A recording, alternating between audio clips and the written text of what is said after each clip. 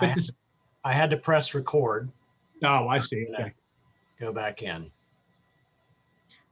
So I'd like to look through the document. Thank you to Amanda for capturing the notes from our last discussion. They were really helpful in forming this. What I attempted to do was establish some objectives that are measurable and attainable. Talk a little bit about some of the research that might help us understand if we're making progress. And I think there's more to add there. And then look at some of the strategies that we've talked about as a group. And then ultimately, where I really would like to spend most of our time are on the tactics. We spent most of our time on this the last time. I've tried to organize them in buckets with audiences and some rough ideas of messages and mediums that we would use to transmit those messages. See what we're missing, see if there's anything that we want to add to it. And then I think, and Joe, this is where I think I would appreciate your insight.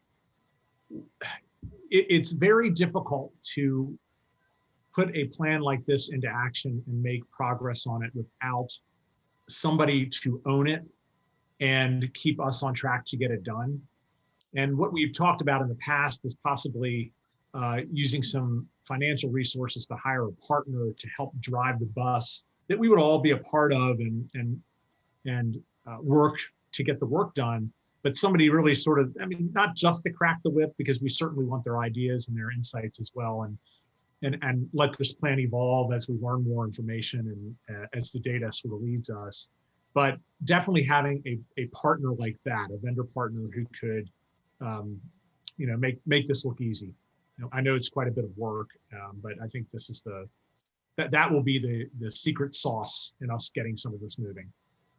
You want to add anything, Joe? Am I unmuted? Nope, I can hear you. Okay. No, I think that's right. That was one of our original goals, was to leverage a partnership with a media partner in the community, a partner that knows our community, that understands the complexities of how we're trying to market this effort, and I would say unique strategies that we'll need to incorporate that will reach the variety of people that we want to reach for different reasons. Good. Anybody else have any initial comments before we kind of dive in? Those of you who had a chance to review it, and I'm going to, pardon me while I get my notebook out here so I can take some notes as we go.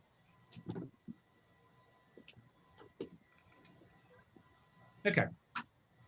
Well, see if I've captured the situation appropriately. I really want to get this right, and I want this to be appropriate for many audiences to see, even though I think it's more of an internal working document now. It will set the tone for whatever partner we bring on. So it's important that we get the rhetoric correct.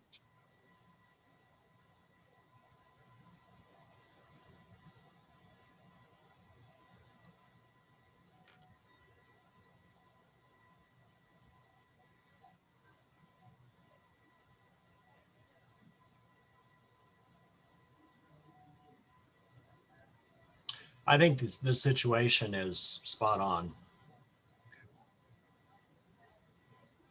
I assume there's no argument with the goal. It seems to be that's probably the easiest part of all of this, actually, establishing that goal. If we look at the objectives, one of the things we talked about the last go around was we understood there were quite a few self-inflicted gun incidents. And I believe, so check me on this, I believe what we said was that's an important, that's important to address, but perhaps not the first goal of the work that we are doing as the Gun Violence Task Force. Did I get that accurately? I think so. I think we definitely want to include that, because self-inflicted could mean self-defense, or in an act of self-defense. It can also mean suicide, and and I think that's probably more so what we were wanting to include as a way of reducing those incidents as well. Okay. Are there other objectives there? Take a look at those. Is there anything else that we discussed or that we hadn't discussed, but we should include? I think some of you may not have been on the previous call, so I would really appreciate the value your input as well.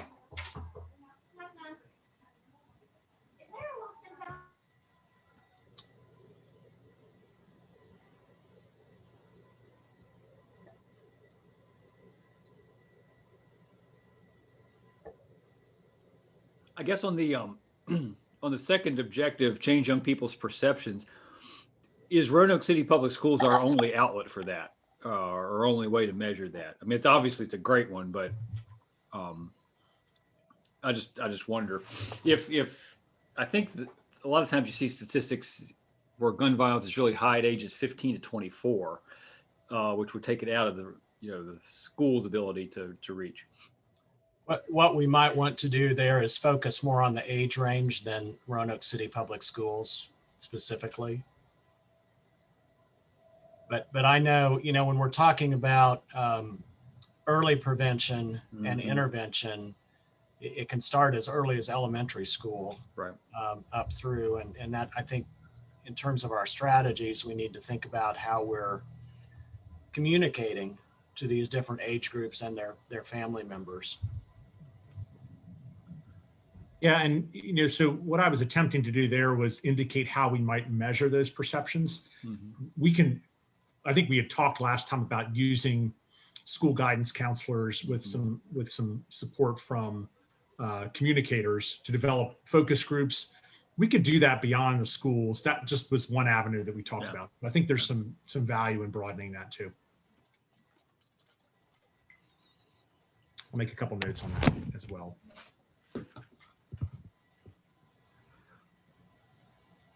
Well, it seems like somewhere along the way, I've been part of a conversation with RPD was involved, that like there was okay, you've had this encounter with a gun and using a gun, and you've had now this encounter with the police, and there would be always say, okay, we can go two ways. We can go with the criminal justice system, or we can go through this other sort of mediation type of approach. And my ability to recall this is, I'm right on the edge of my memory here. But that might be the point being, that might be another access group if that program or what I'm remembering being described exists.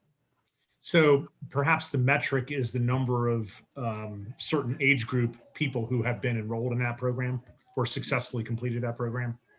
That right. could be a metric for success. Yeah, it was only that might just be another, if the police department is or was, you are still doing that, that might be just another, not to get too far in the weeds here, but.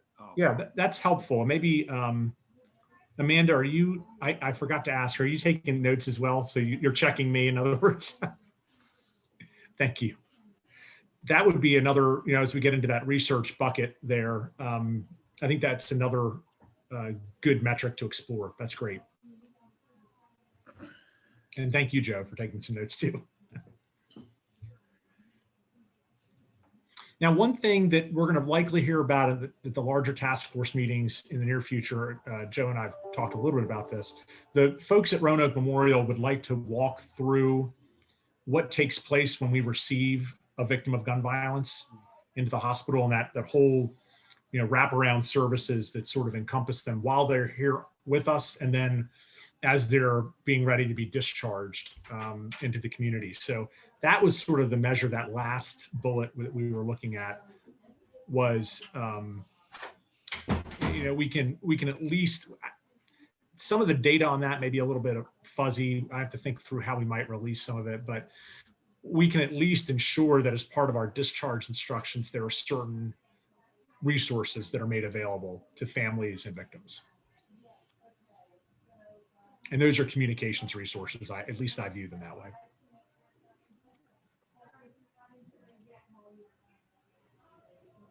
Can I just add something to that? Hello, everyone. This is Arisha. Sorry I'm late.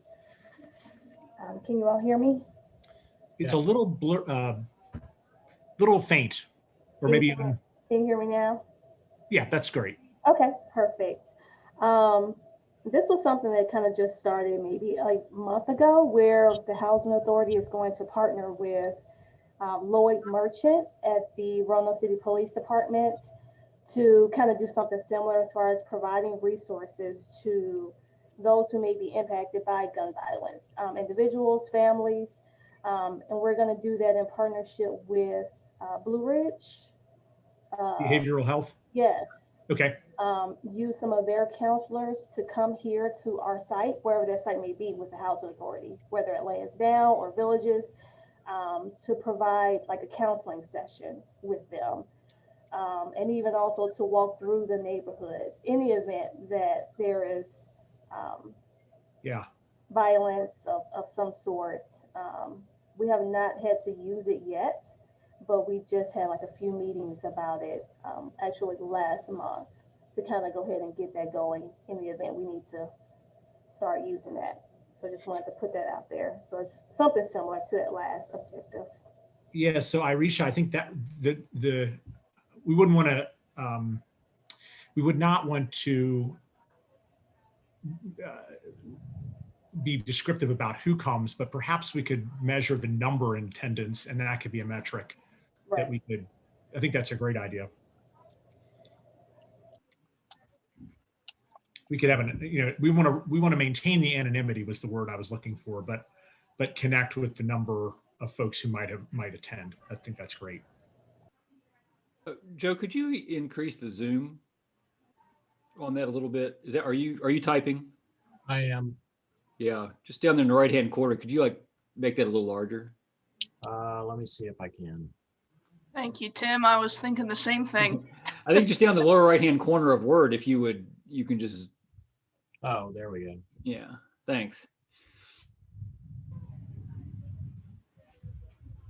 That's big great. enough. Thank you. Well, you could back it back a little bit. Yeah. Is that better? All right.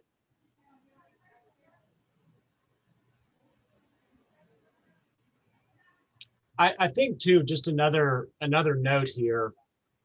One of the things that we're realizing is that each of these working groups are developing similar objectives and research and plans that we need to alert everyone to what we're doing so that we don't overlap efforts or duplicate efforts, or look at ways that we can, instead of like 3 different working groups working with one organization as a task force, we're working with one organization in a collaborative way, but maybe in some different strategic ways. And I'll give you an example. I was in conversation with Anita Price the other day, and she is ready for us to reach out to the Youth Services Advisory Board to work with them on ways that we can engage youth. And I shared with her that, our Safer Neighborhoods group is interested in reaching out. Our education is reaching out. Our gang violence reduction is reaching out, and even marketing. If we're wanting to talk with youth about effective marketing for them in this area, what I think will work better strategically is if we have like a key question or 2 questions from each working group focus to ask these youth, when we're in conversation with these youth focus groups, so that they can understand both the comprehensive nature with which we're approaching this, but also see the unique aspects that we're trying to address. So my guess is that at our April meeting, rather than spending a lot of time in our working groups and in our breakout sessions, we'll probably have more of a roundtable conversation with the whole task force and participants to walk through where we are and the strategies that we're looking at, and just see if there are places that we're intersecting and or duplicating, and try and prevent that from happening. Joe, on that note, it may be worth, if each of those groups has a plan, circulating those plans among the working group the leaders of the subgroups, just to see if they can initially give a pass and say, oh yeah, we're working on this too, or here's ways to connect, so that there's perhaps a little bit more structure to a larger conversation, to tie all those pieces together. That's it. I'll say it this way. That's at least one way to do it. May not be the best, but it's at least one way. I think it's helpful, and we've got the mechanism through which we can do that. So, right. Let's look at, the broad caveat here, this plan should be a living plan. As we look at those other plans, we should be adding to this, and we should be evolving this. So just because we're leaving the objectives right now doesn't mean we have to leave them permanently. But let's move to research there and look and see if there's ways that we think, from a communication standpoint, we can identify whether or not we're making the progress that we want to make. So the two items that came up at our last meeting, one happened to be with potentially doing some focus groups with youth, and we thought we could at least get to them from our city schools. And then the others, of course, the other metric that we're all looking at, all the groups are looking at, is the gun violence statistics that the Roanoke Police Department puts together every time we get together. What other measures should we be looking at? And I like the one that Irisha mentioned earlier, number of people attending these counseling sessions following a critical incident at one of the housing projects. Are there other ones that come immediately to mind? And think of, maybe it will help if I give a little bit more of an idea of this. These are the types of things that we might report to not just the city council, but perhaps also to the public in showing progress and building momentum. So think of measures or metrics that might be something we could talk about. One of the ones that the Safer Neighborhoods is working on, in fact, we have a meeting, we're on the agenda for the NAACP Youth Council Sunday evening, actually, to talk about some of these things. But ours is, how do you measure the perception of neighborhood safety, which is easy to talk about, hard to measure. But that would be one. So I see the first research point about led by trusted counselors, educators to gauge perception of the life. Another one might be, which is similar and yet different. Is the perception that our neighborhood is safe, and yeah, how might that that can become a Parks and Rec question. It could become a streets issue, street lighting and things like that. But anyway. I could be wrong, but Tim, to jump off of that comment, I think that the community health assessment that Carillion engages in every 3 years gives a measure of that. That's one of the questions I believe we ask. And it's a broad definition of safe. But yeah, let me look into that, because the community health assessment is it's a pretty lengthy and involved process that may give us some good data around this. Stacy or Chris, I'm trying to remember what this is called, but there was just some data released. I believe it was through Blue Ridge that did the data on. Trying to remember now what it was called. It was a behavioral assessment done with youth, and there was a portion of it that included. Some of it was socio-emotional health. Some of it was youth that had experienced violence in their household. I'm not pulling the name of the report before me right now, so I'm going to put the. And then I also know that we're going to be getting data from the education working group on this pilot program through the Positive Impact curriculum, as well as there was one other I was thinking of.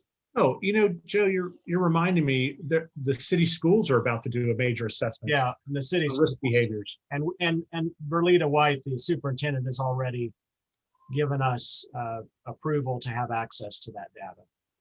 That's great. That could mean quite a bit for this. And that's about that. From the gang violence and recidivism working group, one of the things that I think we could look at is how many. One of the things we're working on is to offer youth alternatives to being involved in gangs. So how many youth we can get into vocational training programs and actual jobs. Yeah, I think those are great metrics. And I need to apologize. I have a 1 o'clock Zoom that I think will be 15 minutes, and then I'll come back and join you all. Cool. Thanks, Kathy. So please let me back in, Joe. I will. Chris, something that we have talked about in other conversations is just the public health aspect of this. And some of that is included in these assessments. But in terms of expanding, the research focus, I think all of our working groups are accessing research in different ways, and we need to be able to capture that.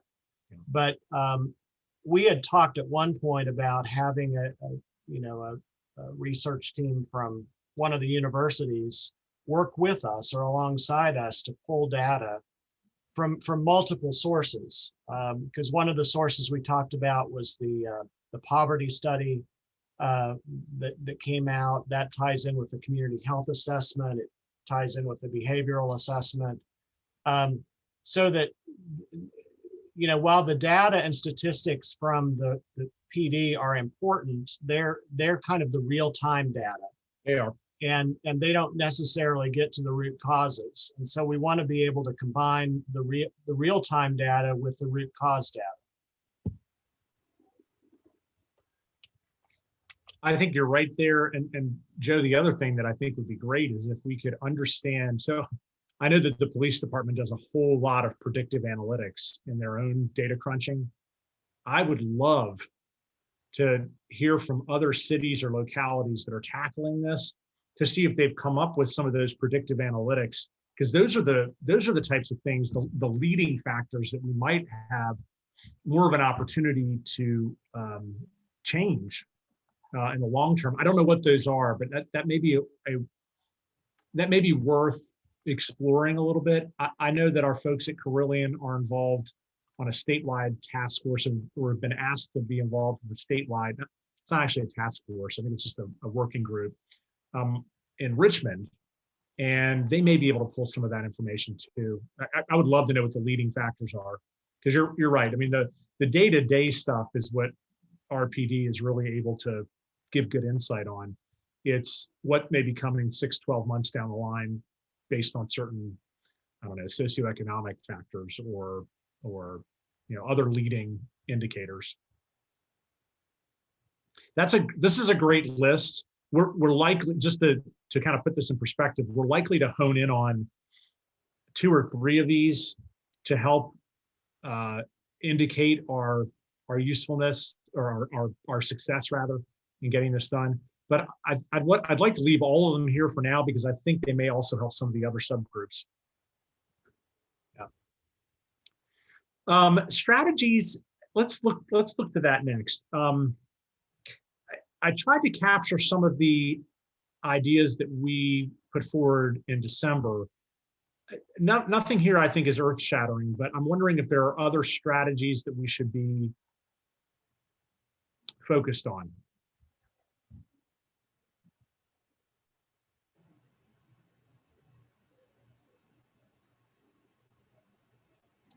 I think another key thing here is how we communicate in multiple ways what we are doing as a task force.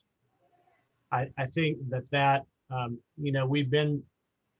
we're still kind of in the planning stages, but we're getting ready to move into implementation.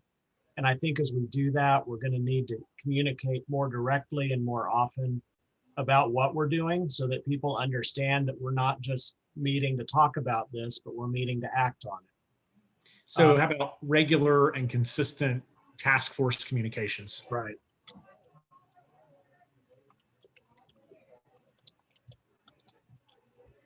And as part of those communications, not only sharing information, but also engaging the community and being a part of the solution. Yeah.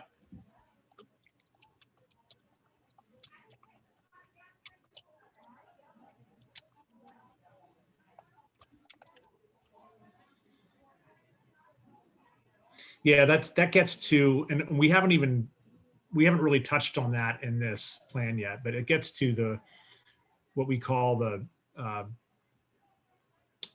was going to say CYA, but that's not it. It's CTA, calls to action. Right. What are our calls to action? And we'll need a handful of those. They'll evolve as well. But we are going to need people to do things based on what we're learning and what we're implementing. We probably need some CYA too, but we'll stick with CTAs for now. What is CYA? Check your bottom. Ah, I like that. Mine is mostly numb from all these Zoom meetings.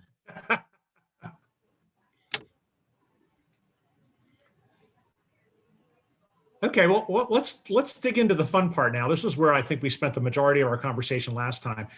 All of that information was really helpful, and I think it'll help evolve this plan. What I did here, maybe go up just a hair, Joe, if you would. Thank you. So what I did here was tried to clarify the audiences. We could probably narrow these audiences down a little bit more, but I wanted to keep them broad enough for the purpose of discussion. Identifying tactics, and I tried to list all the ones that we had come up with. I have given hints on messaging, but this really needs, that column needs to be blown out quite a bit.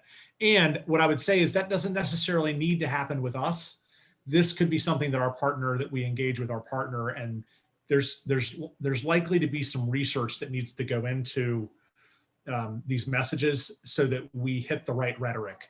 And that goes to that concept of being credible. So talking to people who are closer to this life that we're trying to reach, and understanding what words and phrases to use and ones that we shouldn't be using. A lot of that will go into the messaging. And then I did add a column for who would deliver these messages most optimally, and then what mediums or avenues or channels, you can say it different ways, we should use. Now, the only other thing that I added here that I haven't actually filled out at all, but I felt like at each one of these tactics, we should be identifying the related working group that the tactic would also help. I haven't done that as much, but I did keep that in mind as I kind of went through here. And and this is maybe this is a follow-on step, Joe, because you probably could take 5 minutes and do that on here. But I was thinking about putting that note in the bottom of each of these boxes under the message and related working group column. So spark conversation, ideas, hopes about alternative paths. That relates to the education working group or the safer neighborhoods working group. So that there's a connection that we're trying to make between the work that is being done broadly on the task force. So here is, I guess, my ask. Let's look at these per audience. And that's sort of how I at least initially did the buckets here.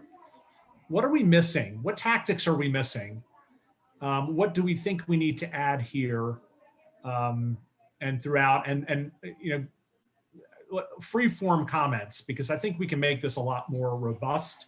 This was a skeleton based on the work that we did in December, and I think it's very good, and I think it'll help the other task force subgroups wrap their head around what we're trying to do.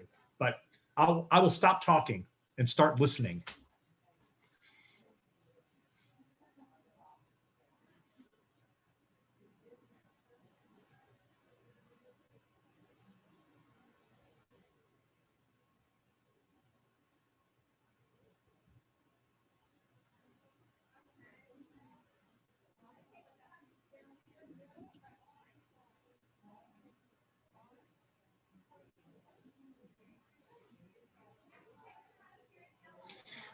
What will, let me offer this comment too.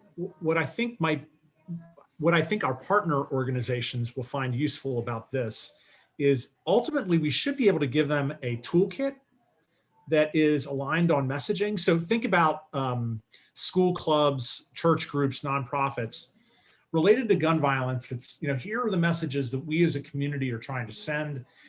You all have your own avenues of getting those messages to, the audience that we need to get to. But here is how we can all be aligned in that work. That's sort of my goal. And those of you who are familiar a little bit with the work we did around the Roanoke Innovates and the Innovation Corridor, we've provided a similar tool, a two-page toolkit for organizations that feel like they are invested in that innovation corridor. In this case, it could be a two-page toolkit for organizations that are invested in reducing gun violence and the ways that they will need to figure out how to activate on those tools. But we're giving them the messages. We're giving them some basic ideas. I see that as sort of at least one outcome of this work that we're doing together. I think that's really important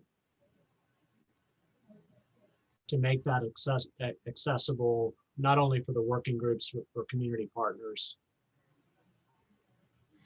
And Joe, you know this, I think everybody else does too, but the balance that we strike there, people need their own autonomy. Organizations need their own autonomy.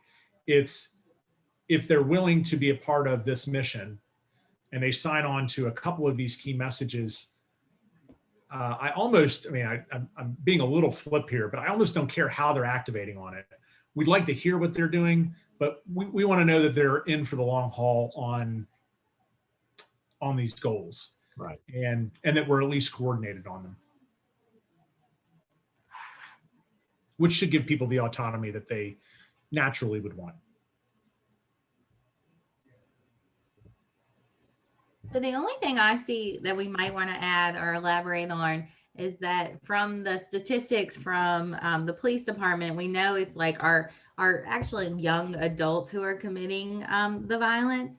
And I think that's probably where we're not hitting is, I think we're so heavily focused on prevention that maybe not how to kind of, I guess, the intervention aspect of it with the perpetrators that are, I guess, 18 to 30, 28 years old. And I think the gang violence and recidivism group is probably heavily focused on that work, but some of our messaging towards not just the victims and families, but the actual perpetrator, which in turn can also be the victim a lot of times too, depending on the situation. So thinking about that as well, I think. So I like what you're saying, Amanda. I wonder if we add an audience, and I looked at this yesterday because you clearly outlined it in your notes.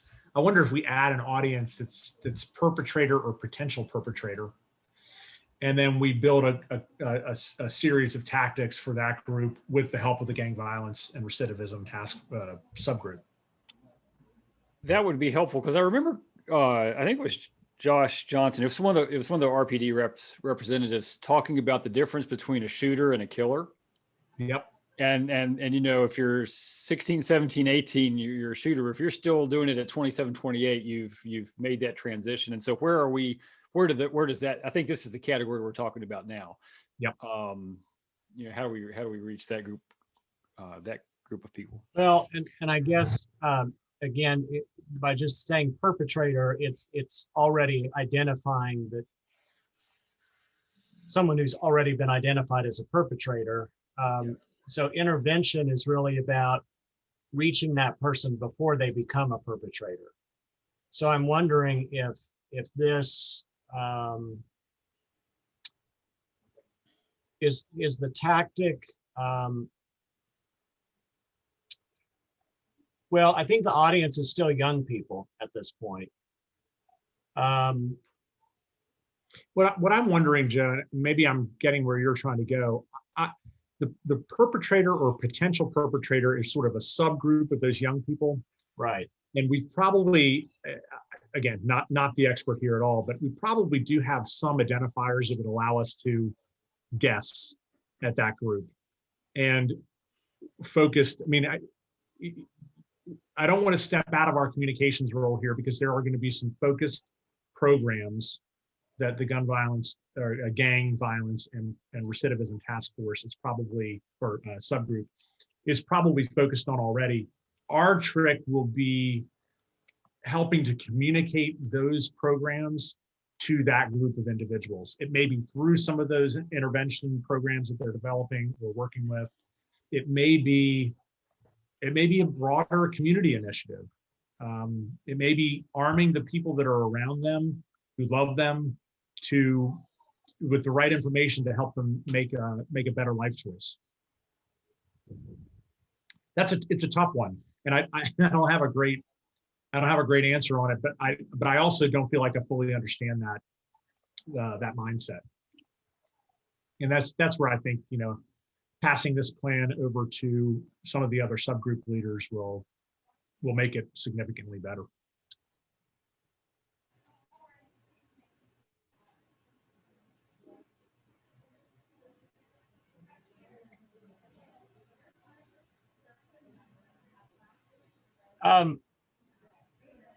We talk about showing alternative realities. Is it part of our responsibility here to learn what their lived realities are? Yes.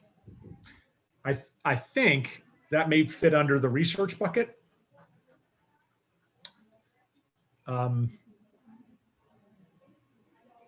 Argue with me on that. I was thinking more in this realm. Is that a tactic in terms of the audience here, or is research listed lower? No, it's not. No, research. So I would say the research up here. I think, and again, feel free to argue with me on this, but the way I'm framing this is we need to have that knowledge to understand what that life is in order for us to develop the appropriate messages for any of the, for the audiences that we're trying to reach.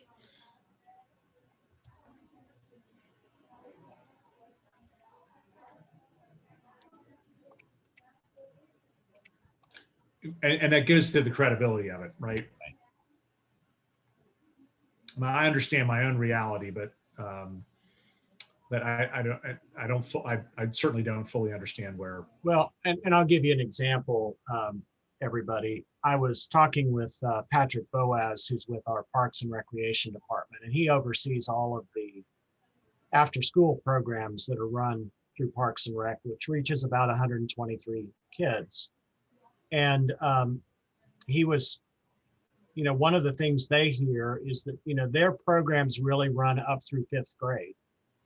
And a number of their 5th grade girls specifically were saying, what's next for us after school? What can we go to? And it was a mixture of sadness that they were having to leave the program that they're in, but also some fear and uncertainty about if there's nothing to go to, we have some concerns for ourselves about that. I mean, it's a very mature thought process for a 5th grader, but I think it reveals how the lived experiences of some of our children is vastly different from other children, and how they think about themselves out in the world. Yeah, that's a great example.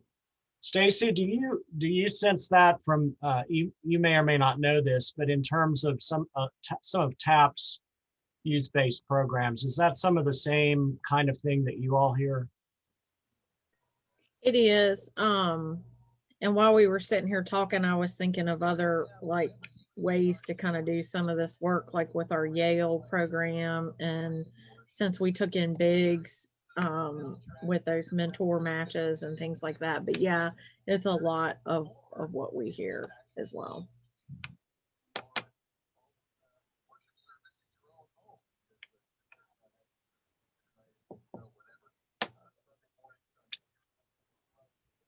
Is there anything else that anyone would add to these tactics in this first section?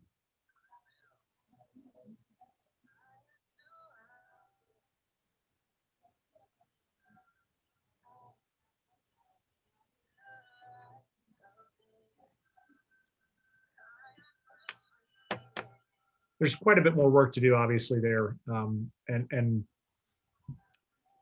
I feel like we can evolve it. Maybe we move to the victims and families. Yeah.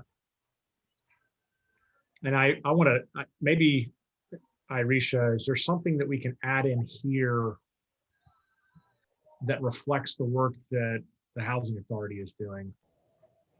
Under victims and families. Yeah. I was just kind of thinking,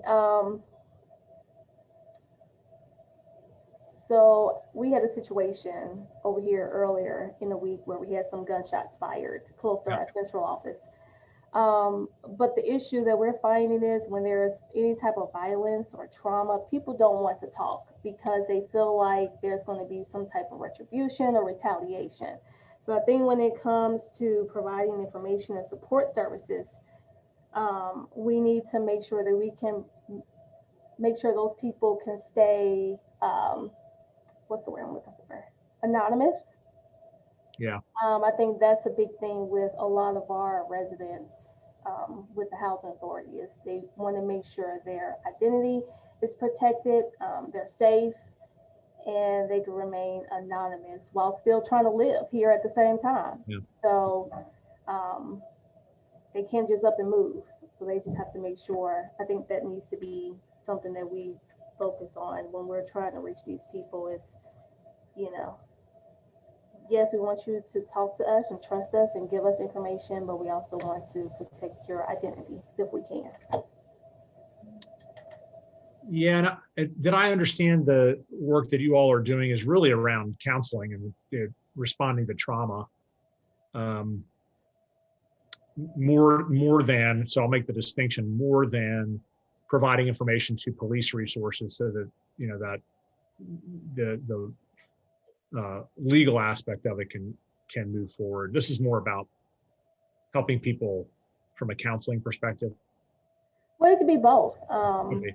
You know, and we tried to make sure it's not just, you know, violence or something that may happen. If you feel like you need counseling services in general, we want to be able to provide those services outside of gangs and violence and things that may happen. So maybe the tactic is promote mental health resources. We do that as well, yes. And there are multiple ways, of course, you can do that. But you do, I think you're right. The challenge for us from a communications perspective is how do we make these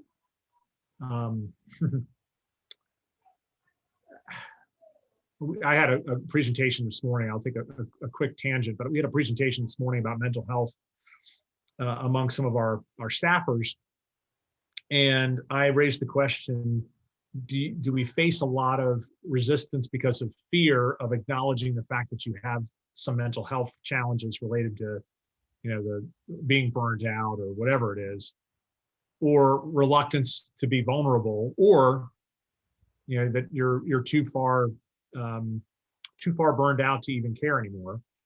And I'm relating that to perhaps similar reluctance among people who are dealing with this day in and day out and don't even really recognize what's happening to them personally. So finding that threading that needle so that we're not being pushy, we're being available, somehow describing the resources, but also describing how they can remain anonymous. There's a lot of it's fraught with challenges, but I think we should keep it. I think we should put something in there about that. Well, and I think there's a third piece to this, and that is, you know, the rapid response city services working group has been developing a pretty comprehensive list of resources and working with Fed Up, which is the group of women who really are focused on these kind of interpersonal, longer term relationship, you know, helping people through the longer term effects of trauma. And I think we need that kind of whole spectrum of what we're what we're providing to people, because they may need one thing right now, but 2 years from now, they may need something else because of that cycle of how trauma and grief works. Yep. And so I'm just gonna put in here under services, just for my own notes, fed up.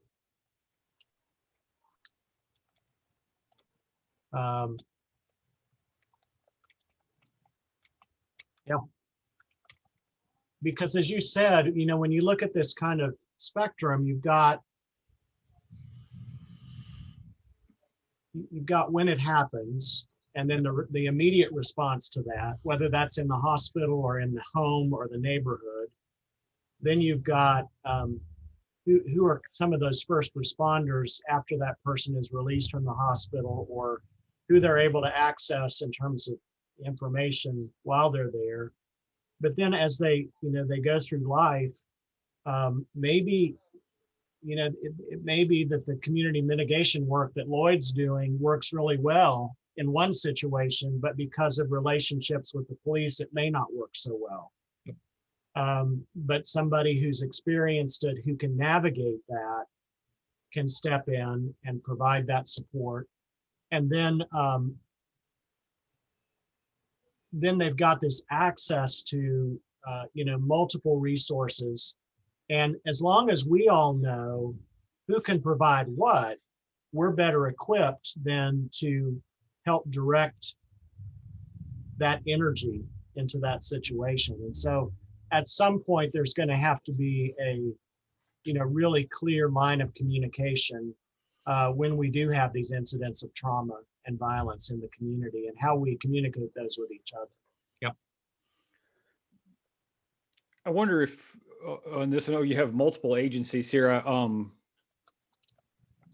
Some of this, disseminating information, I assume we're talking at some point, we're talking about pamphlets and flyer, things like that. But I wonder about places like barbershops and beauty salons and nail salons, and if community gathering places. I know somewhere I read a story where beauticians are trained for signs of domestic abuse. They see bruises on heads and things. So anyway, I think that's a great idea, Tim.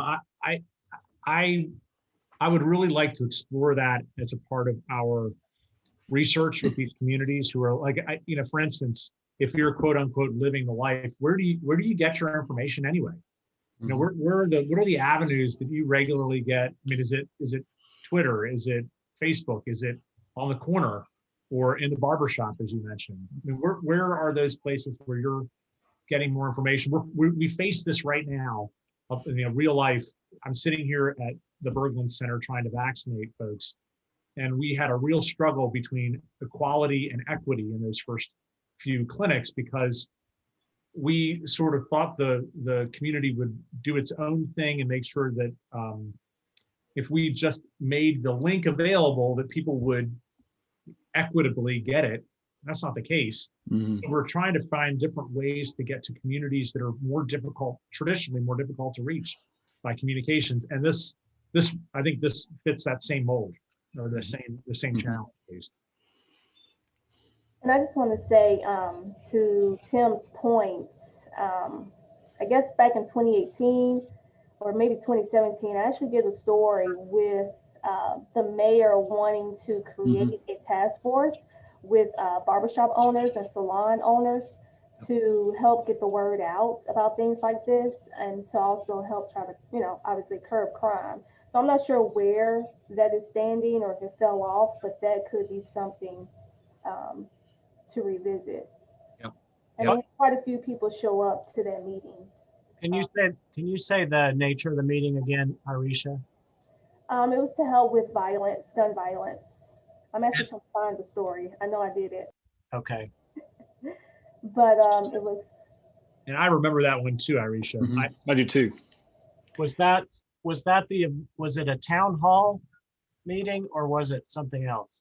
Just a meeting with, he just invited different people from barbershop owners and salon owners. And it was at the municipal building in a room off where you all have city council My Oh, in the conference room. conference room, yes. Was it, was a small group of people? was anyone from council there? There were some, yes. I don't think you were elected at that point. Right, okay.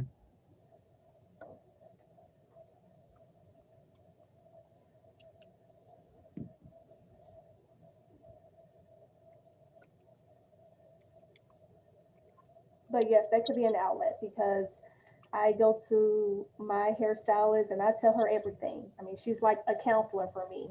Yep. And a lot of these kids I see in our neighborhoods have really nice haircuts, so they're going to someone. So that can definitely be an option. So I think this is probably a very good transition into the business community. Community and church leaders, which I really did have to leave blank because we didn't talk too much about that last time, but I think this is a perfect tactic for that. So arming those individuals who are regularly interacting with the target audiences, arming them with the right information, barbershops, salons, nails. I think those are probably very good places to start. There probably are more.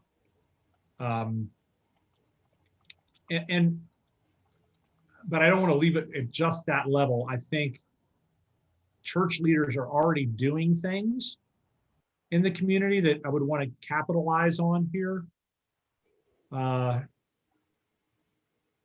as well as community leaders, elected officials, and others who are regularly. And that, I would say I would count the task force leaders in that realm as well.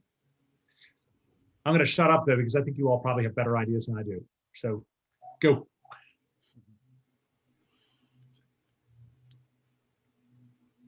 Well, again, I think, when we talked about a toolkit, I think that could be really useful in these situations. Sometimes it can be geared specifically to faith-based groups. How do you talk about violence in your community? Because that's going to look very different depending on where the faith community is located. How do you engage your congregations in these conversations in a way that can lead to positive action? I think with business, when I look at the many facets of the task force work, in our gang violence reduction and incarceration recidivism, we want to be able to communicate with businesses that there are resources, both local and federal, that they can draw from to hire returning citizens as a business, and that there are organizations within the city that help do the vetting and screening for that. And the same with community. All of these community partners have networks of their own. And if they know who to turn to in these incidents and how to share out the information, that's all critical. But Joe, would you put toolkit in the box above statement/news conference? Just so we capture that idea. Thank you.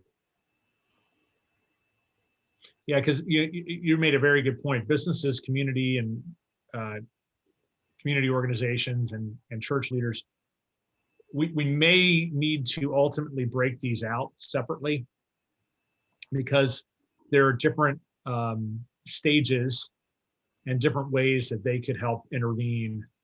As you were saying, as folks come out of a prison or jail and are able to get back into a productive work life, I think those are, that needs to be included in here, because I had no idea there were agencies in the city to help us do that. I know that Carillion recently had to figure out how to hire those who had a criminal record, and for very good reasons. We have these peer support counselors that do amazing work, and we didn't have a good way of hiring them because of our HR policies. So we had to figure out ways to address that, and I'm glad we did, because they've made an amazing difference in the lives of those who've been or have faced an addiction. So yeah, I think those are, so that's on the back side. On the front side, the prevention, there's certainly a role to play in prevention. There's certainly, I would say, a role to play in response. I don't know if this is relevant to the conversation or it's just me pursuing something that just popped into my head, but I wonder about attempting to gather some clergy from around the city, which if you've ever attempted to do that, you know how challenging that can be, particularly if we want to represent the ethnic, color, diversity, you know, of that. That being said, to engage a conversation about how do we talk about this from our pulpits. Because how I talk about this from a Church of the Brethren perspective, you know, out on 419, is different from probably, let's say, Bishop Jackson at Refreshing Church is going to, but we need to hear each other. I mean, that's a tactic here, Tim, to that point. And again, I'm not necessarily advocating for it, but I've seen it work in other environments is, you know, the church leaders of the community could pull together a conference of church leaders. Mm-hmm.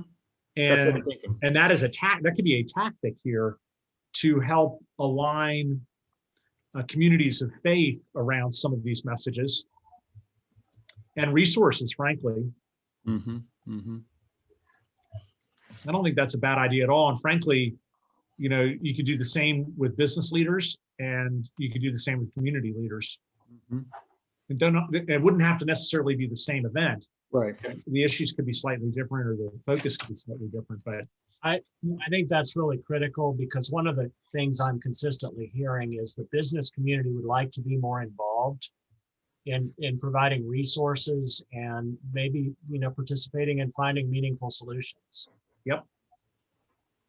So Joe, I mean, I think that's a potential tactic here. It's also something that a partner could help us develop. And to your point, I think you'd find a lot of people interested in being a part of it, whether they're planning it or attending it. What about, and this idea is actually similar to the event we had at the MLK statue a few months ago. But I remember when I first moved here under the old police administration with Chief Jones, they used to do the solidarity walks in the different neighborhoods with the police department, the mayor, members of city council, and they would actually go into these different neighborhoods and walk and talk to people. And this obviously was in response to violence and shootings at that particular time, which is not going to go away, but that could be something that we can try to revamp and revisit with some of the business and community leaders to be involved as well. Well, and I know that a shout out to Irisha's spouse, Greg. He started this initiative of neighborhood walks in villages at Lincoln, and I believe that's happening in other of the housing authority communities. But it's the same idea, to just spend time walking together and being with each other, Right.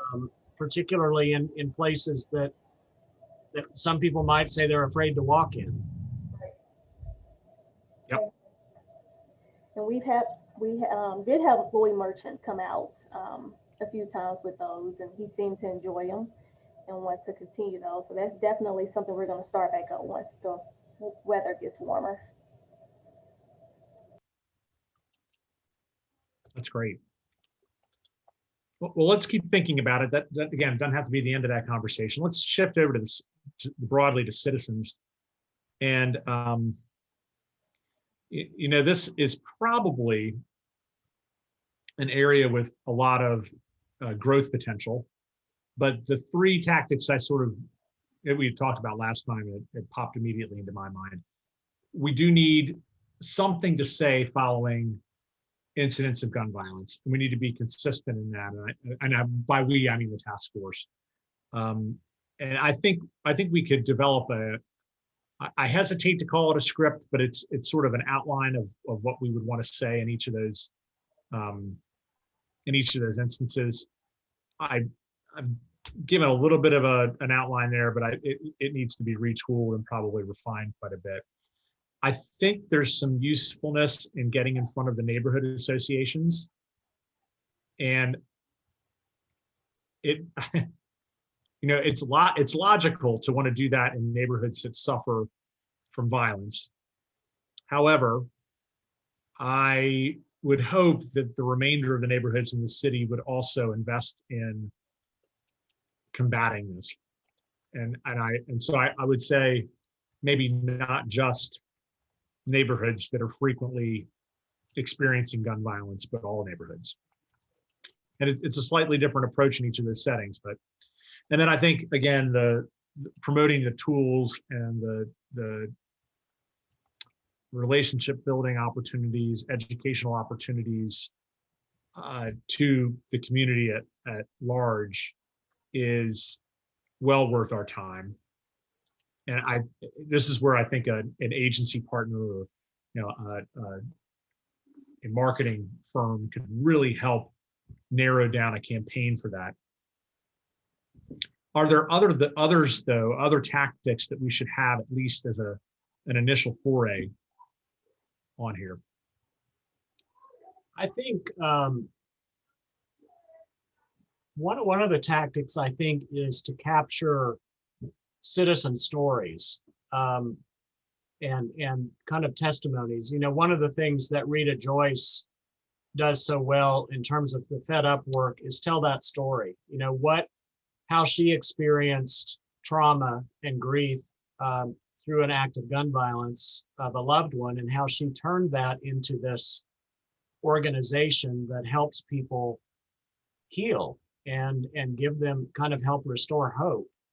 Other people have stories to tell. The Roanoke Remembers event that Tim and I and Kathy helped work on was really the whole intention, is to create an annual remembrance of that. And frankly, that's something that I in our overall plan that I'd like to see us include, because I think we did it somewhat at the Bridging the Gap event, but I think that is a much shorter focused event than a remembrance event is. And we've already got the template for a Roanoke Remembers event that could be utilized. But I guess what I'm saying here is maybe one of the tactics is engaging citizens in telling their stories of both trauma and recovery. So, Joe, let's definitely put the remembrance event in the column for tactics under maybe promote tools to community members. I don't want to lose that one. I think the stories that you're talking about actually fit into all of those tactics. Like, for instance, as we talk to community member or as we talk to neighborhoods, I think we should be doing storytelling it's not just here are the tools available to you, but it's let me tell you about this person and their journey, where they were, where they are now, how they got there. Because those are, you're exactly right. Those are really powerful motivators for a lot of people. And this is part of the initiative that the Safer Neighborhoods group is working on with their mobile public art project, which I think is going to be really powerful. Well, and so I'm wondering about making a Roanoke Remembers event, kind of seeing it as a partner event of Bridging the Community Gap, and one's in the summer and one's in the fall. And maybe if we could work on a Roanoke Remembers event, I know COVID is still looming large, but I think by summertime doing it outdoors should be safe enough to at least think about, and that might give us a good target for our mobile chalkboard to be complete as well. Cool idea. Joe, you're going back to your storytelling, and Irisha, I would love your insight into this, but would this type of storytelling be something we could partner with a news outlet on? And I'm thinking either radio or television in this case, to tell those stories, sort of like, I don't know if anybody happened to listen to NPR this morning, but there was a great, I'm blanking on the name of it, StoryCorps story about an individual who had was put in prison for murder, and had developed a relationship with the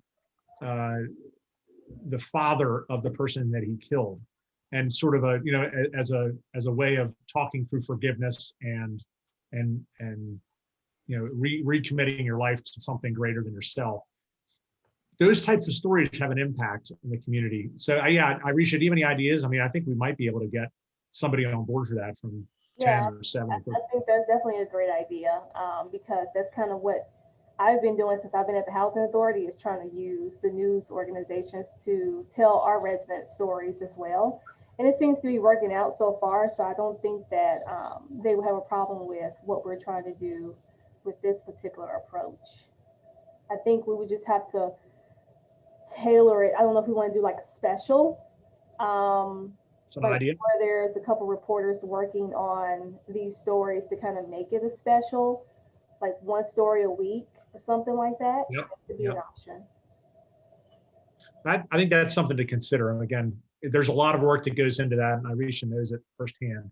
But I think a special is not a bad idea. I also, I want to make sure that we're beating the proverbial drum on this, so it's not just the one and done. It's consistent, as you alluded to, Irisha.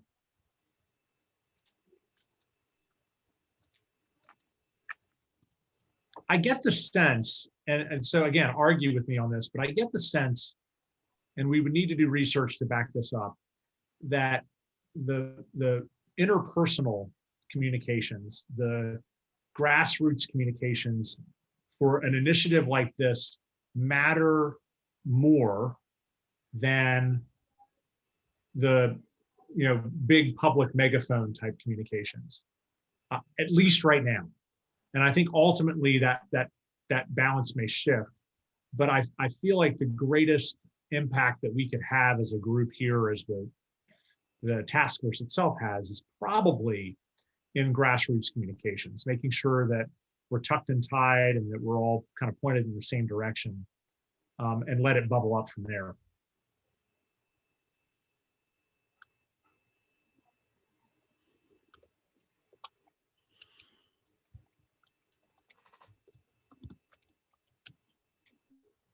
Yes, thank you. Great, Joe.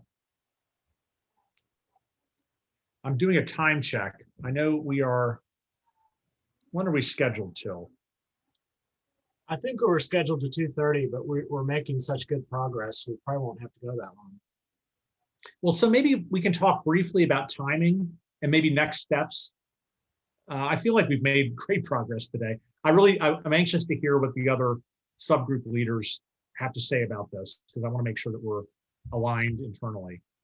But Joe, do you have a sense for when? I guess I feel like the next step is really to refine this a little bit more based on these comments, and then talk to potential and make sure that the task force is aligned on it. Following that, though, I think it is probably the optimal time to bring in somebody who can help us drive this forward from a partner perspective. Does that does that sound like the next steps from your end too? Am I missing anything there?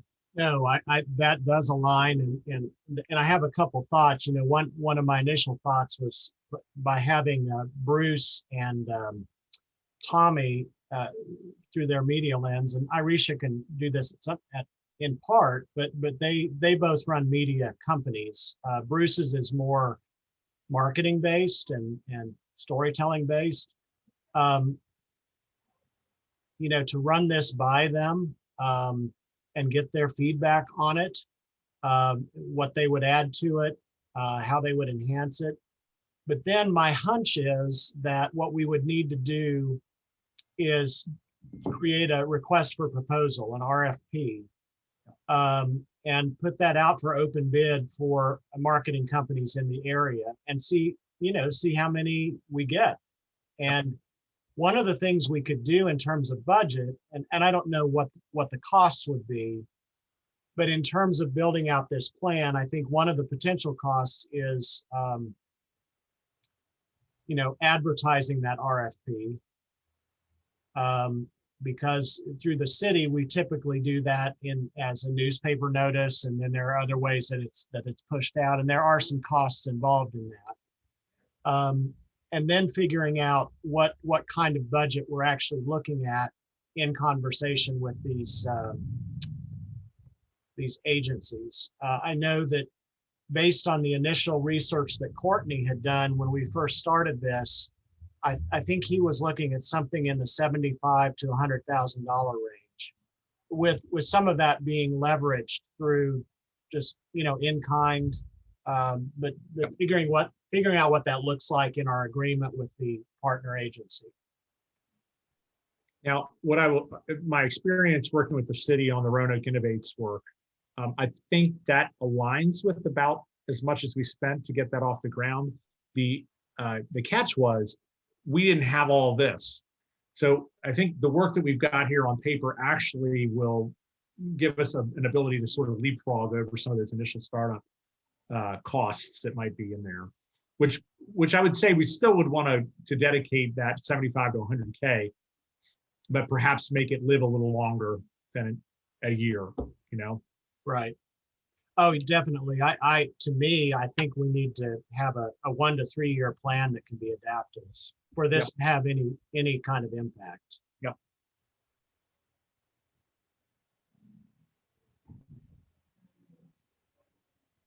So all of these tactics, like in a fully buttoned up plan, all of these tactics would ideally have a timeline to them, a responsible party for somebody to drive it, for somebody's to drive it forward.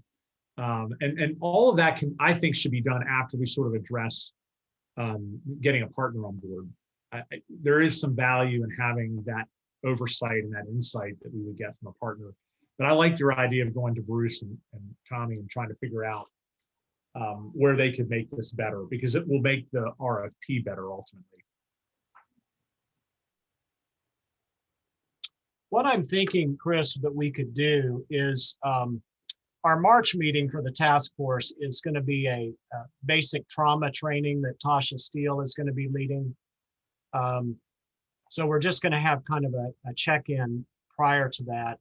But I think for the April meeting, what I'm looking at in terms of agenda is including just the kind of what happens when with Carillion Roanoke Memorial, and then spending the bulk of that meeting reviewing where we are as a task force, where each group is, looking at a timeline, looking at and talking about collectively where are the points of intersection, where are we duplicating that maybe we don't need to, and then also taking a look at this plan. And having a broad-based conversation on this plan and how we can move forward with it. I support that. I think that's a good plan going forward. I'm excited, and I really appreciate everybody's work on this. It's nice to see this coming together in this way.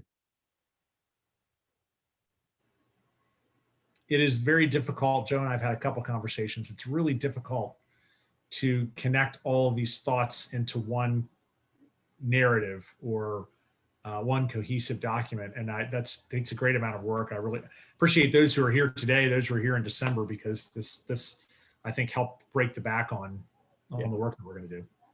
Well, and Amanda, offline, I'm going to get with you about how you've given me some guidance on how to kind of build this out into a report that includes all these components, but I'm going to call on you again to help me navigate that, but after Roanoke Valley Gives Day. That sounds good.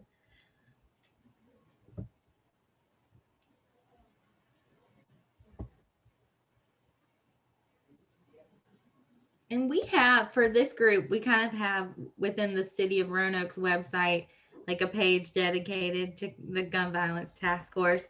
One thing, and I think we'd have to definitely get the media company involved with it, is that if we could have some sort of landing page that hosts the toolkits, that hosts like an elaborate list of resources, kind of standards that we all take within our agencies too, and just something that's living, so we can direct those handouts and those materials that we're going to have and wherever we have them, that can take them onto a place that is a continuously updated, like a landing page for that, almost similar to our End Homeless Blue Ridge site that we do with the COC. I think something like that for this, that's almost like directed of violence, and we could definitely have resources that touch on domestic violence and suicide as well, but definitely gun violence in our community, because I think a lot of that's going to overlap. And that way, every time we talk to the media or every time we talk to our churches, we direct them to this page, because I think a lot of times with articles about the shootings that happen or updates or maybe someone's sentencing, people are looking for that information, especially their friends and family are looking for that information. And that's a great place to meet people where they are, that don't necessarily want the support in person, but might seek it out on themselves. So having like a landing page dedicated to that. And then for the naysayers in the community who think that we're not doing anything about it, can go on there and actually see kind of the work that's happening too. So definitely just a multifaceted landing page for what we're doing as a resource to both victims, community, and our work in the media. Is what I would like to see. And I think that would probably take a good chunk of that money to build out and have a media company do for us. But I think it would be a great asset for our work. Well, and I think, I think that's exactly what we need. The page we have is kind of an archive for information, but it's not terribly interactive and it's kind of hard to get to. Similar, we have a couple of departments in the city that have their own dedicated landing pages. For example, the planning department has planroanoke.com or .org, and the Parks and Rec has Play Roanoke. So I don't know what this would be, what we would call this, but I think the same idea applies. And I think that's an important ask for the marketing company. And actually, I'm going to be meeting with the city manager this next week, and I'll ask, what the process is to create that type of thing. Since it's a department of the city. This isn't a department of the city, but it's an active task force of the city. Right.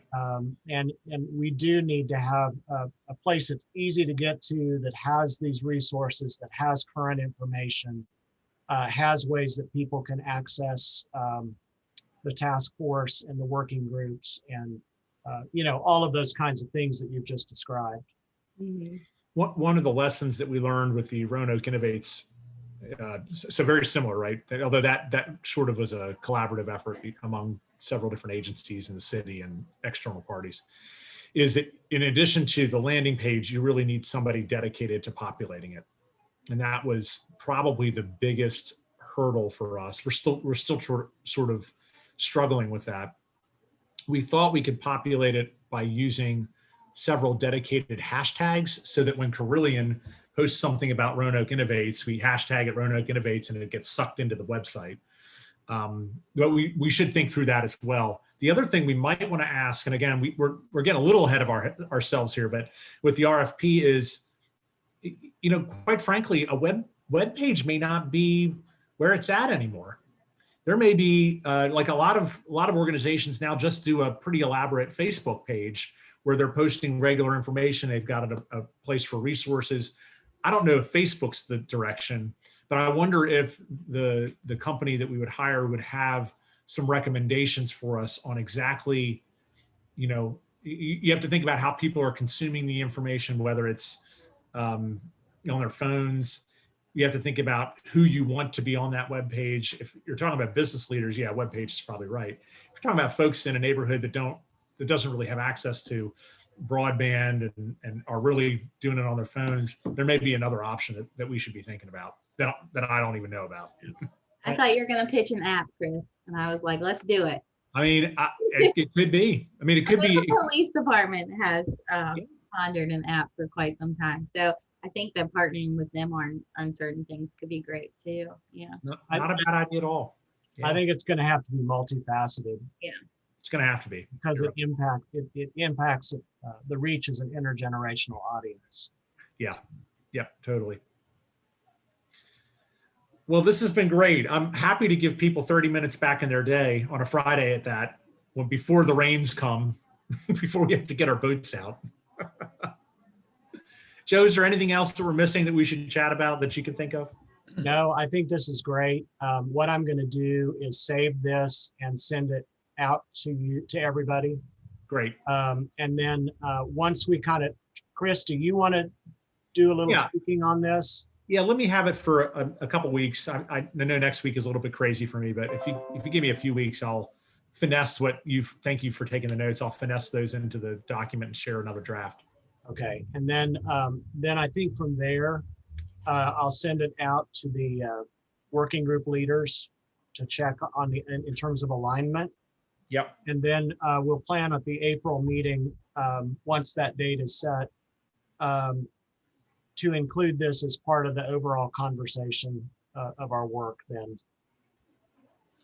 And I think once we identify a marketing partner, it will probably need to dedicate at least one special meeting to just working with them on, and maybe it's this working group, but maybe it's also the whole task force. Because when I say task force, I'm talking about the leadership of it, but also all of the partners. Yeah, they're certainly going to want, if they're a good agency, they're going to want to hear. Now, they may have different ways of gathering that information. They may try to do a survey among task force members, but they're certainly going to want to get the input on a couple of key questions as they move down the line. Right. Okay. Cool. Sounds Thanks, good. everybody. Have a wonderful weekend. Thank you all.